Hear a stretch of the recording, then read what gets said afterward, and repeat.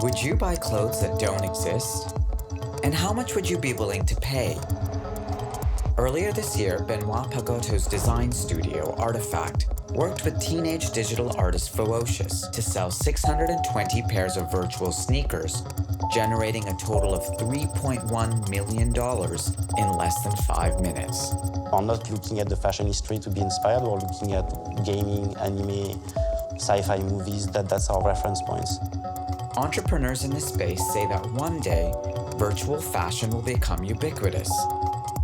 The first step is understanding how the blurring of physical and digital worlds will change our definition of what's real. We have one consciousness, right? I mean, I can read Twitter and get pissed off. I don't get digital pissed off. We kind of need to let go of this notion of kind of, oh, that's digital, this is physical. We've all been increasingly living in something called the Metaverse. The Metaverse is nothing but the internet breaking kind of free from that two-dimensional barrier into this three-dimensional environment.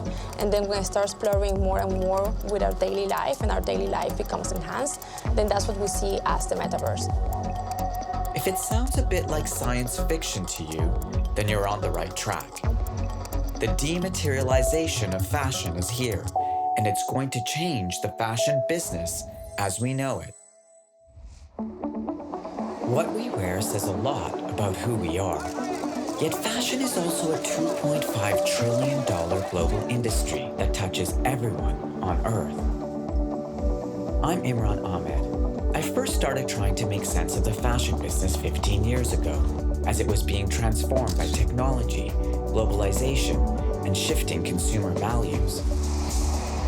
Now I'm on a journey to see how fashion is recalibrating amid the pandemic to balance profit with purpose. This is the Business of Fashion show. Join me to see how fashion shapes business, culture, and identity, and to meet the people forging fashion's future.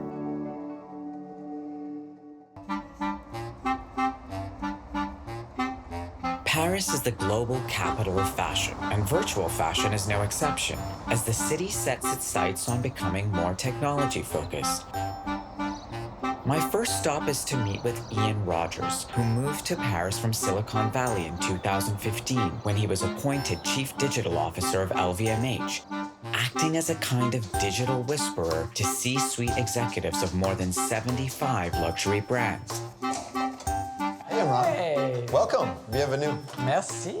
Now, Ian is Chief Experience Officer of Ledger, whose security technology helps customers protect their crypto assets using bespoke hardware and software. Ian is the perfect person to explain what exactly is an NFT anyway. So I was a part of a company in the late 90s called Nullsoft that made an MP3 player called Winamp. But this is actually the image of an NFT that I bought on the website Foundation.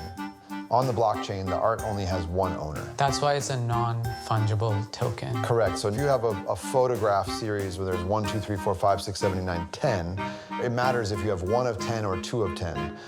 On the other hand, if I owe you $20, you don't care which $20 I give you. Right. You just want $20 worth of value, right? So non-fungible means it's got to be the one. So this is a one of one of a Winamp tribute art, which, yes, is displayed on a screen in my living room. And how much times. did it cost? I spent 1.137 ETH on it. Which ETH is a digital currency. Correct, so that's Ethereum. Ian is uniquely positioned to give us foundational knowledge about the opportunities created as crypto technologies, gaming, and fashion converge.